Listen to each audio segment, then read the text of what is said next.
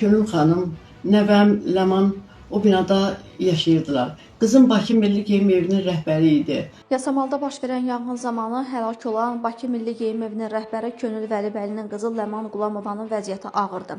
Bu haqda mərhum Könülün anası video paylaşım edib. O bildirib ki, nəvəsi 5 aydır sağalmır və Türkiyəyə müalicəyə göndərilib. Qızım Könül və nəvəm Ləman yanan binada yaşayırdılar.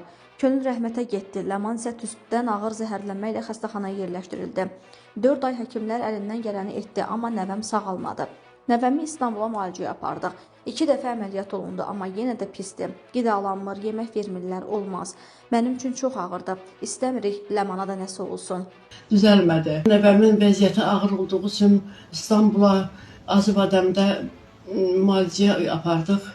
Orada 2 dəfə əməliyyat oldu. Nəvəmin yenə vəziyyəti ağırdır. Mərhumun anası ölkə başçısı və 1-ci xanıma müraciət edərək yardım istəyib. Qeyd edək ki, ötən il Yasamalda yaşayış binasında baş vermiş yanğında 3 nəfər həyatını itirib, 27 nəfər isə xəsarət alıb.